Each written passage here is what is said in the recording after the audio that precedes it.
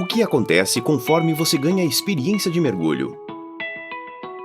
Suas habilidades melhoram, você se torna mais consciente e confiante, seu equipamento se torna parte de você. Em resumo, você aprende a pensar como um mergulhador. 4 habilidades centrais moldam o seu raciocínio à medida que você se torna um mergulhador experiente e prudente. São habilidades primariamente mentais que você aplica, de certo modo, em cada mergulho. Elas tornam os seus mergulhos mais agradáveis e eficientes, bem como ajudam a reduzir e a controlar os riscos. Elas também se integram com as habilidades de mergulho que você já possui.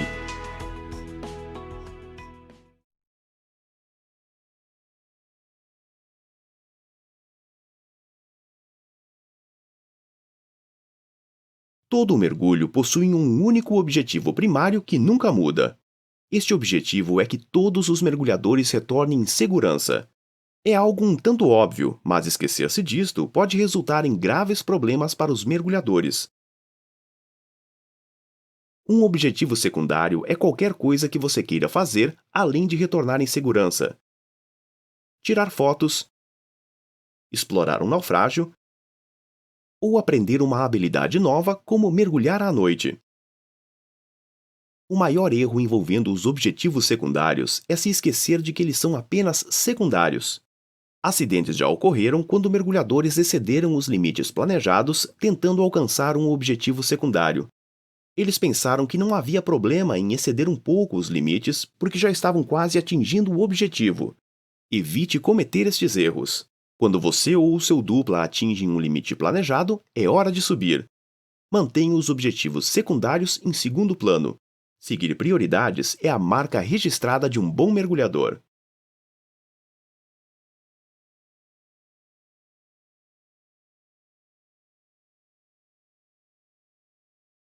Consciência situacional é a sua percepção daquilo que acontece ao seu redor. Mais do que ver e ouvir, é como você analisa, organiza e filtra o que os seus sentidos absorvem. Você pode imaginar a consciência situacional como uma esfera ao seu redor. No início, ela é pequena, mas cresce com a experiência e o treinamento. Mergulhadores experientes têm consciência situacional de como os objetivos e o ambiente podem afetar outros mergulhadores. A consciência situacional se aplica particularmente ao gerenciamento de gás, que tem 2 objetivos primários: evitar ficar sem gás embaixo d'água e garantir uma reserva suficiente para lidar com problemas ou emergências. Pense no seu suprimento de gás como tendo 4 divisões. Você usa o gás de ida para descer e realizar seu objetivo secundário. O gás de retorno é o que você usa para voltar até o seu ponto de subida. O gás de subida é o que você utiliza para subir e para fazer a sua parada de segurança. Às vezes você combina o gás de ida com o gás de retorno ou o gás de retorno com o gás de subida. Já o gás de reserva é para lidar com emergências. Se o mergulho ocorrer como o planejado, sua reserva deve estar intacta após o mergulho. 3 pressões marcam estas divisões. A pressão de retorno marca quando você já usou todo o seu gás de ida e inverte o mergulho. Na pressão de subida, você começa uma subida direta e intencional para a superfície, com uma parada de segurança. E na pressão de reserva, você já deve estar na superfície ou fora d'água se você usar o seu gás para sair. Para gerenciar o seu suprimento de gás, você precisa levar em conta o efeito das condições, das emoções, do esforço físico e de tudo mais que afeta a sua taxa respiratória e, portanto, o seu suprimento de gás. Não há uma fórmula exata para isso, mas ser consciente e conservador o ajudará a gerenciar o seu gás de modo eficiente. Se você souber que o seu esforço físico será maior do que o de costume, você pode planejar menos gás de ida e mais gás de retorno. Se for precisar mais gás do que o normal durante a saída, tal como para atravessar uma arrebentação moderada, planeje mais gás de retorno e de saída, bem como uma reserva maior. Caso você comece a respirar mais rápido do que o esperado, a melhor reação depende da situação. Uma das opções é encerrar o mergulho. Faça isso se as condições forem mais difíceis do que o esperado ou se você não tiver certeza de que consegue gerenciar adequadamente o seu gás. Encerre o mergulho enquanto ainda tiver um amplo suprimento de sobra. Outra opção é corrigir o problema, voltar a respirar normalmente e continuar o mergulho conforme o planejado.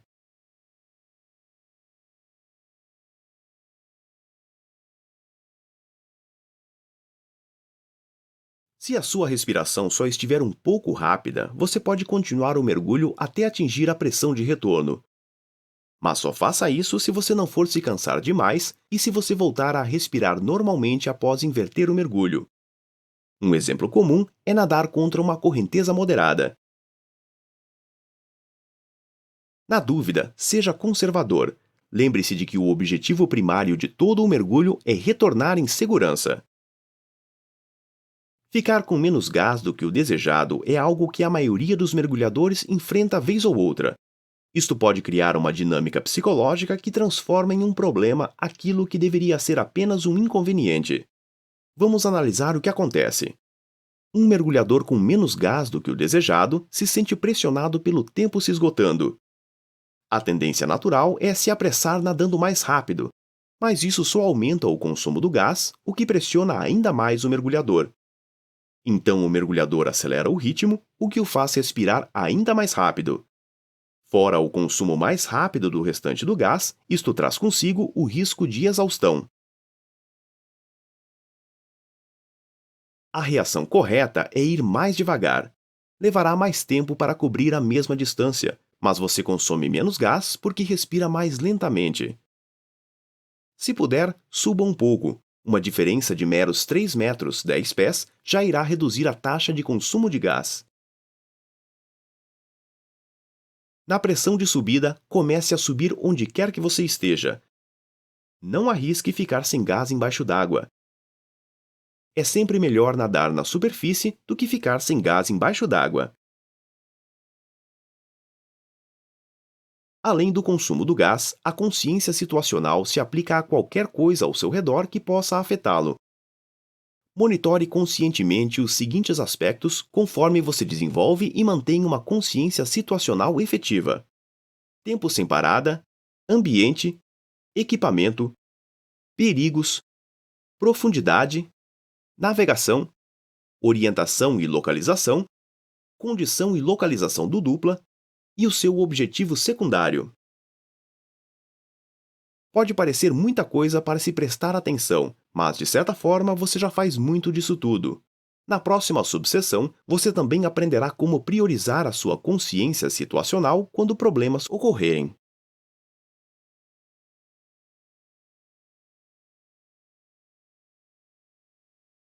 Consciência situacional é a base para se lidar com a carga de tarefas, ou seja, saber o que fazer primeiro quando tudo parece acontecer ao mesmo tempo. Imagine que você e seu dupla estão descendo sem referência e sem conseguir ver o fundo. Aos 12 metros, 40 pés, você se dá conta de que está desorientado, que precisa ajustar a flutuabilidade pois começa a afundar muito rápido e que seu dupla pede a sua atenção. O que você faz para o primeiro? E em seguida? Para saber como reagir, use a estratégia de raciocínio: primeiro o mergulho, segundo a situação, terceiro a comunicação. Primeiro o mergulho significa que a prioridade é agir de modo eficaz como mergulhador. Flutuabilidade, respiração, equipamento, controle do estresse. Isto vem por primeiro porque não mergulhar direito pode causar, contribuir ou impedir que você resolva problemas embaixo d'água. Assuma o controle para não dificultar ou piorar as coisas. A próxima prioridade é a situação, aquilo que acontece ao seu redor. O que pode afetá-lo? Onde estão você e seu dupla? Observe e haja com base na urgência e na importância. Navegue e confirme a sua profundidade e orientação. Por fim, a comunicação. Isto não significa ignorar o seu dupla até então. Se a situação exigir, ajude-o, mas a comunicação vem depois, a menos que seja necessária para você lidar com a situação. Priorize o mergulho e a situação, e então sinalize para o seu dupla. Comece focando em si mesmo e vá ampliando seu raciocínio. Vamos analisar outro exemplo. Vocês estão descendo quase atingindo a profundidade planejada e com o fundo à vista. Seu dupla tem um súbito problema com o suprimento de gás. O que você faz? Primeiro, o mergulho. Você percebe uma perda de flutuabilidade por causa da compressão da sua roupa, mas você está sobre um fundo sem vida e não irá afundar ainda mais, então isso pode esperar. Você fornece o seu segundo estágio alternativo e ajusta a própria flutuabilidade após seu dupla estar estável e respirando pela fonte alternativa de ar. Novamente, a ordem de ação depende do que está acontecendo. Se estivesse mergulhando ao longo de um paredão, você poderia ter que ajustar antes a sua flutuabilidade. Seja como for, primeiro o mergulho, segundo a situação e terceiro a comunicação para determinar o que fazer e quando fazer.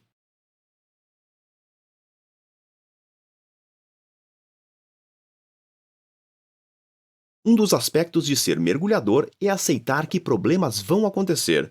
O treinamento o ajuda a evitar muitos problemas, mas não todos eles. Sendo assim, seu treinamento também o ajuda a lidar com problemas. O treinamento é importante porque, sob estresse, as suas reações podem ajudá-lo ou atrapalhá-lo. Sob estresse, o processamento mental tende a ser mais lento, e isto se aplica independentemente se agimos de modo apropriado ou não. Então, o que faz a diferença? Sob estresse, nós tendemos a fazer o que fazemos por hábito.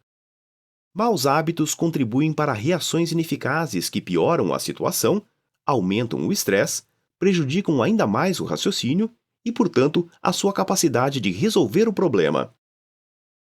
Já os bons hábitos, como prender corretamente a fonte alternativa de ar, contribuem para reações eficazes que diminuem o estresse, favorecendo a clareza de raciocínio e a resolução de problemas. Por isso, quando você mantém os hábitos que aprendeu durante o treinamento, você tende a segui-los numa situação de emergência. Já se você desenvolveu maus hábitos, são eles que você tende a seguir. Isto geralmente faz uma grande diferença. Por exemplo, você desenvolveu o hábito de inverter o mergulho sempre com bastante gás restante. Certo dia você se distrai e, quando checa seu manômetro, descobre que consumiu mais gás do que o esperado. Sem problema, graças ao seu bom hábito, você ainda tem o suficiente para retornar ao ponto de subida. Os hábitos, bons ou maus, são criados e mantidos pela repetição. Crie e mantenha bons hábitos fazendo em todos os mergulhos o que você foi treinado para fazer. Às vezes, os mergulhadores pensam que não precisam agir o tempo todo como foram ensinados. Isto reflete dois erros. Um deles é acreditar, pelo menos emocionalmente, que eles nunca cometerão erros. E o segundo é pensar que só precisam do hábito quando a necessidade surgir. A verdade é que todos nós cometemos erros. Mas seguir o treinamento e manter bons hábitos são atitudes que geralmente impedem que pequenos problemas se tornem grandes problemas. Como já analisado, sob estresse nós tendemos a fazer o que fazemos por hábito, seja a coisa certa ou a errada. Por exemplo, o mau hábito de tirar a máscara do rosto o impede de agir de imediato para liberar o lastro de um mergulhador em pânico. Aqui estão 5 hábitos que, entre vários outros, o ajudam a prevenir e a lidar com problemas. Às vezes, alguns podem parecer desnecessários, mas manter bons hábitos exige repetição constante. Comece cada mergulho com uma checagem de segurança pré-mergulho. Muitos problemas começam com algo relacionado ao equipamento. Confirmar que você tem todo o equipamento e que ele está funcionando bem ajuda a afastar problemas. As checagens de segurança também familiarizam você e seu dupla com o equipamento um do outro, tornando-os mais capazes de se ajudar. Mantenha a máscara no rosto e respire pelo snorkel ou pelo regulador sempre que estiver em águas que não dão pé. Isto acelera a sua capacidade de reagir a problemas e permite enxergar mesmo em meio a respingos d'água ou ondas. Também é menos provável que você perca a sua máscara, e caso precise tirá-la do rosto, isto é muito mais rápido do que recolocá-la. Sempre que possível, use seu snorkel para economizar seu gás, não só para o mergulho, mas para lidar com problemas. Use o regulador quando sair da água com a unidade de mergulho. Assim você pode respirar se cair dentro d'água de novo. Fale quando precisar, mas recoloque o bocal quando não estiver falando. Mantenha flutuabilidade positiva sempre que estiver na superfície. Isto lhe permite relaxar, poupar energia e, se precisar ajudar alguém, você já estará flutuando. Como irá aprender no curso PADI Rescue Diver, também é menos provável que você seja dominado por um mergulhador em pânico. Inverta o mergulho e retorne com um amplo tempo sem parada e suprimento de gás restantes. O mesmo se aplica à sua subida. De modo geral, planeje o mergulho para sempre ter uma ampla reserva de gás e tempo sem parada restantes. Seu recurso mais importante para lidar com um problema é o tempo. Seu suprimento de gás e o tempo sem parada restantes lhe fornecem este recurso.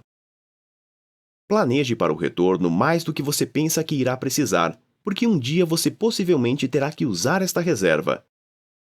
Como nunca dá para saber quando isto pode acontecer, desenvolva este hábito. Na grande maioria das vezes você não precisará desta reserva, mas pode usar qualquer sobra estendendo seu mergulho próximo do ponto de subida e de saída. Mergulhe de modo conservador e permaneça bem dentro dos seus limites. Faça aquilo que lhe foi ensinado e use todo o equipamento necessário da melhor forma. Se outros mergulhadores não fazem isso, é problema deles. Não os imite. Caso outros mergulhadores, especialmente os locais, parecerem agir de modo mais conservador do que o normal, siga o exemplo deles ou descubra mais sobre a situação e se ela se aplica a você. Mergulhar conservadoramente conforme você foi treinado ajuda a armar a rede de segurança de procedimentos e de equipamentos que reduz os riscos de um acidente grave.